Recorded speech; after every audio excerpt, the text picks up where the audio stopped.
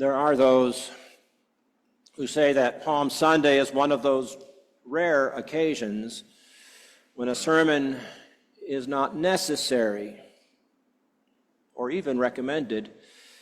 Better this day, they'd say, to let the liturgy speak for itself. I heed that wisdom after a fashion. And so I don't typically preach a sermon as such on Palm Sunday, but I will offer a brief observation. A couple of observations, really. First, and very briefly, we should know that the Jews did not kill Jesus. Crucifixion was a Roman innovation. Romans were skilled at killing opposition.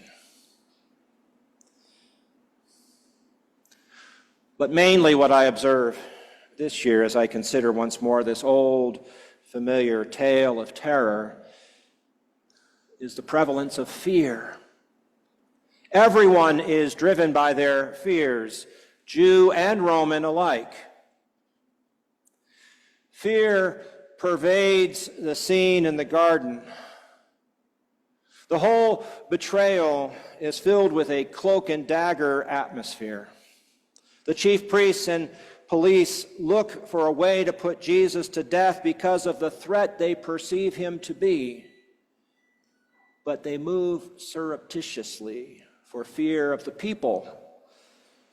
So Judas comes in the dead of night and betrays Jesus to those afraid to act in the light of day.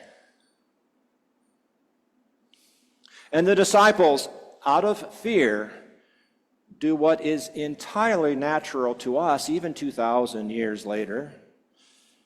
They strike back.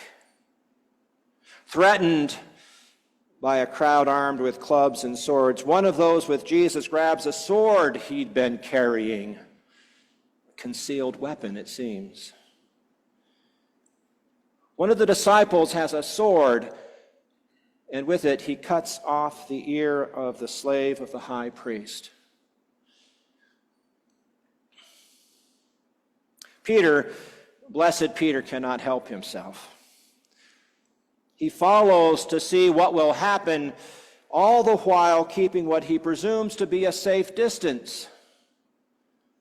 But it isn't safe. He's recognized as a follower. And out of fear, he denies knowing the rabbi he had once boldly proclaimed as the Messiah.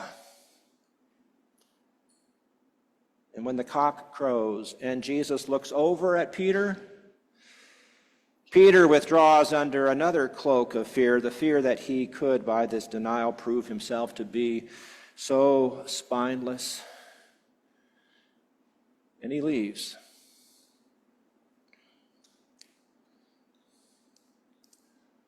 For all their might, even the Romans seem fearful.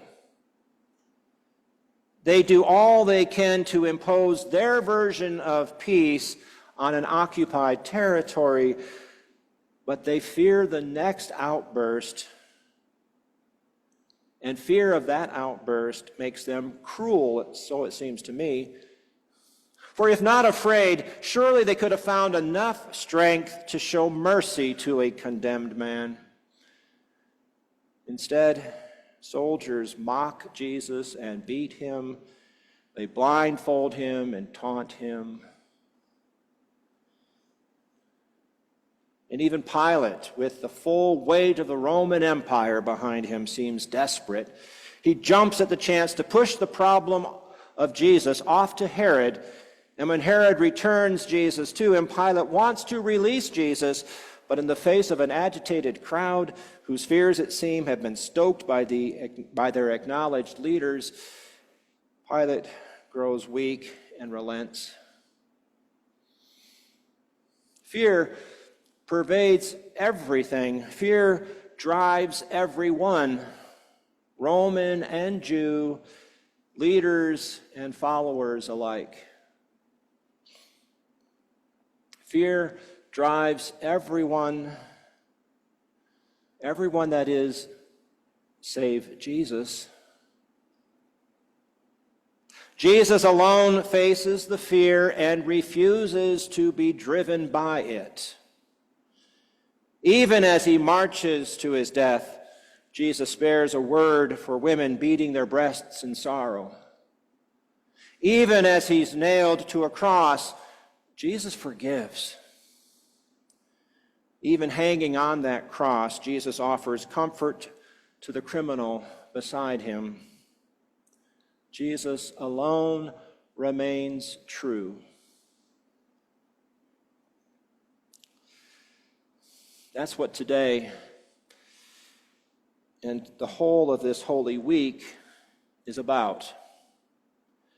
This week that is the culmination of all the weeks and months and years of Jesus' life.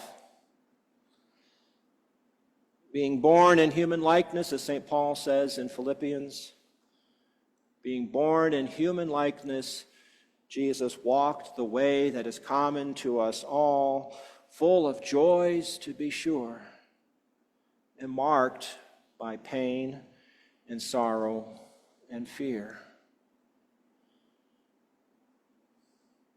That is our focus in Holy Week. We are invited once more to follow the way of Jesus, the way of love, the way of the cross, and to learn what it tells us about how to live life, not without fear, but to live a life never driven by the fears common to us all.